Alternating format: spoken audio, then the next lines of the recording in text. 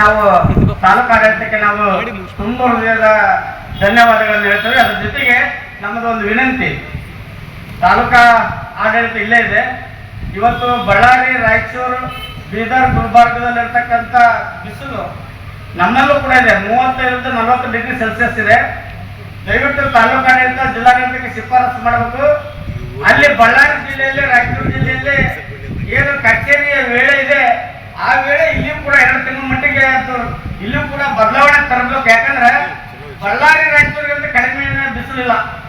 ನಮ್ಮ ಹಾವೇರಿ ಜಿಲ್ಲೆಯಲ್ಲೂ ಕೂಡ 35-40 ಡಿಗ್ರಿ ಸೆಲ್ಸಿಯಸ್ ಇದು ಉಷ್ಣಾಂಶ ಹೆಚ್ಚಿಗಿರೋದ್ರಿಂದ ಈ ಕಚೇರಿಗಳ ಅವಧಿಯನ್ನ ಆ ಜಿಲ್ಲೆಯಲ್ಲಿ, ರಾಯಚೂರು, ಬಳ್ಳಾರಿ ಜಿಲ್ಲೆಯಲ್ಲಿ ಹೇಗೆ ಬದಲಾವಣೆ ಮಾಡಿದ್ದಾರೆ, 2 ತಿಂಗಳ ಮಟ್ಟಿಗೆ ಇಲ್ಲಿ ಬದಲಾವಣೆ ಮಾಡಿ ನೌಕರರಿಗೆ ಮತ್ತು ಸಾರ್ವಜನಿಕರಿಗೆ ಅನುಕೂಲ ಮಾಡಿ ಕೊಡಬೇಕು ಅಂತಕ್ಕಂಥ ಮಾತನ್ನು ಹೇಳಿ ತಮ್ಮೆಲ್ಲರಿಗೂ ಈ ಇಬ್ಬರು ನಾಯಕರ ಹುಟ್ಟುಹಬ್ಬದ ಶುಭಾಶಯಗಳನ್ನು ಹೇಳಿ ನನ್ನ 2 ಮಾತನ್ನು ಮುಗಿಸ್ತೇನೆ.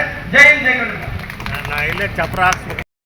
ನಾವು ತಾಲೂಕು ಆಡಳಿತಕ್ಕೆ ನಾವು ತುಂಬ ಹೃದಯದ ಧನ್ಯವಾದಗಳನ್ನು ಹೇಳ್ತೇವೆ. ಅದ್ರ ಜೊತೆಗೆ ನಮ್ಮದೊಂದು ವಿನಂತಿ, ತಾಲೂಕಾ ಆಡಳಿತ ಇಲ್ಲೇ ಇದೆ.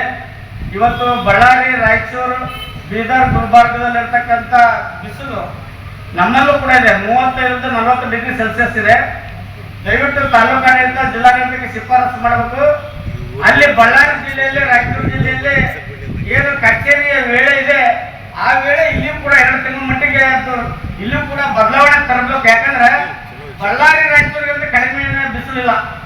ನಮ್ಮ ಹಾವೇರಿ ಜಿಲ್ಲೆಯಲ್ಲೂ ಕೂಡ 35-40 ಡಿಗ್ರಿ ಸೆಲ್ಸಿಯಸ್ ಇದು ಉಷ್ಣಾಂಶ ಹೆಚ್ಚಿಗಿರೋದ್ರಿಂದ ಈ ಕಚೇರಿಗಳ ಅವಧಿಯನ್ನ ಆ ಜಿಲ್ಲೆಯಲ್ಲಿ, ರಾಯಚೂರು, ಬಳ್ಳಾರಿ ಜಿಲ್ಲೆಯಲ್ಲಿ ಹೇಗೆ ಬದಲಾವಣೆ ಮಾಡಿದ್ದಾರೆ, 2 ತಿಂಗಳ ಮಟ್ಟಿಗೆ ಇಲ್ಲಿ ಬದಲಾವಣೆ ಮಾಡಿ ನೌಕರರಿಗೆ ಮತ್ತು ಸಾರ್ವಜನಿಕರಿಗೆ ಅನುಕೂಲ ಮಾಡಿ ಕೊಡಬೇಕು ಅಂತಕ್ಕಂಥ ಮಾತನ್ನು ಹೇಳಿ ತಮ್ಮೆಲ್ಲರಿಗೂ ಈ ಇಬ್ಬರು ನಾಯಕರ ಹುಟ್ಟುಹಬ್ಬದ ಶುಭಾಶಯಗಳನ್ನು ಹೇಳಿ ನನ್ನ 2 ಮಾತನ್ನು ಮುಗಿಸ್ತೇನೆ. ಜೈ ಹಿಂದ್, ಜೈ ಕರ್ನಾಟಕ.